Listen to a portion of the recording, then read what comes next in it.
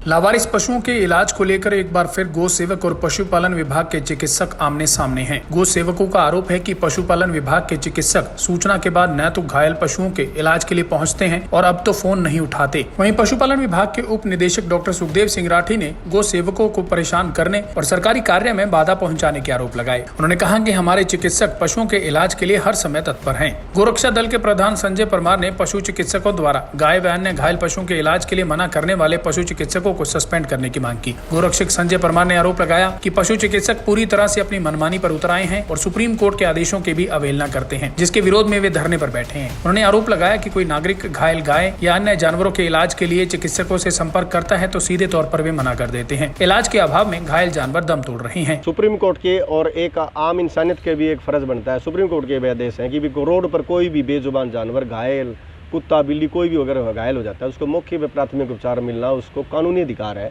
और उसको जान बचाने के लिए बहुत ज़रूरी है। और उसके लिए अब चिकित्सा सुविधा कौन उपलब्ध कराएगा? डॉक्टर कराएंगे।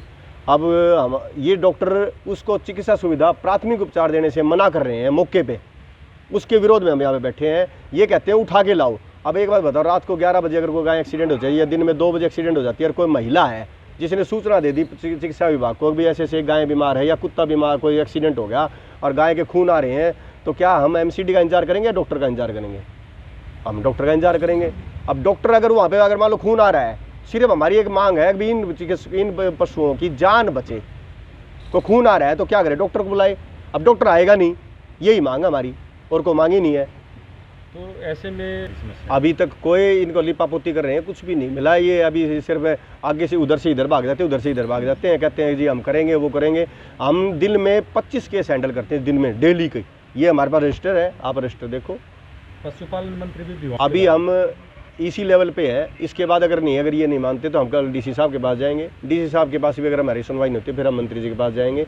हम सीधी से सीधी आगे चलेंगे।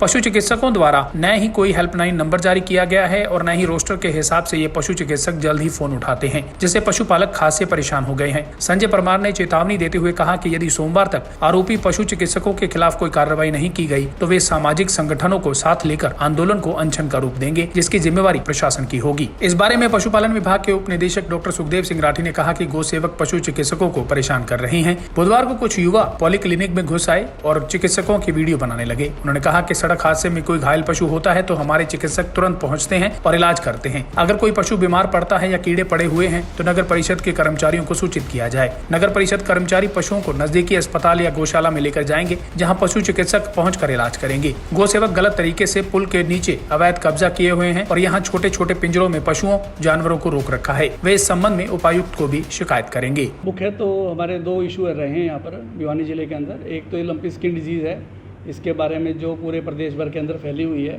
इसके अंदर ये बताना चाहते हैं कि पूरे भिवानी ज़िले को हमने वैक्सीनेशन कर दिया है। तकरीबन 1 लाख पशुओं को, जो हमारा गौवंश है, उसको हमने वैक्सीनेशन कर दिया है।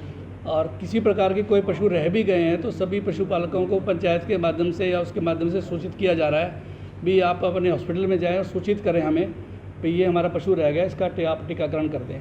हमारे पास एडलिप की दवाइयाँ हैं हॉस्पिटलों के अंदर।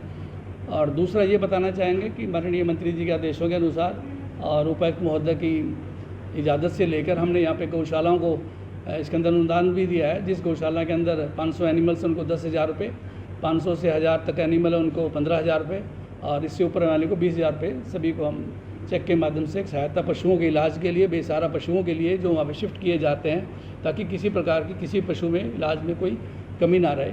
ये भी हमने अभी इस ज़िले के अंदर किया है। ये एक्सीडेंटल केस के अंदर वेटनरी सर्जन वहाँ पे फील्ड में जाके उसका ट्रीटमेंट करते भी हैं। कोई आता है तो कोई भी वेटनरी सर्जन कभी भी किसी प्रकार की मनाही नहीं करता।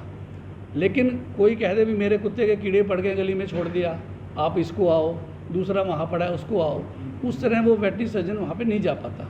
और उसकी उस टाइम वो यही रिक्वेस्ट करते हैं भी आप इसको नियर बाई गौशाला में शिफ्ट कर दो पशु को, वहाँ पे उसका इलाज कर दिया जाएगा। यहाँ पे नंदीशाला भी बनी हुई है, नंदीशाला के आगे इन्फर्मरी भी बनी हुई है। आजकल लंपी स्किन डिजीज़ है, वहाँ पे भी एक एरिया बनाया हुआ है। स्ट्रे एनिमल को पकड़ के किसी को डिजीज़ हो जाती है तो वहाँ पे एक शेड बनाया है ताकि लंपी स्किन डिजीज़ को पशुओं को वहीं रखे। और भी किसी प्रकार की बीमारी हो जाती है पशुओं को तो वहाँ पे ले जाए, उसका इलाज किया जाता है। तो मुख्यतः मैं तो यही बात कहना चाहूँगा भी आप कभी भी किसी प्रकार की कोई भी चीज़ लिखें तो दोनों पहलू लिखे जाने चाहिए। विभाग क्या करता है, जो उन्होंने आरोप लगाया वो किस बुनियाद के ऊपर लगाया, वो तो बिल्कुल इन्होंने गलत विभाग के ऊपर लगाया जी।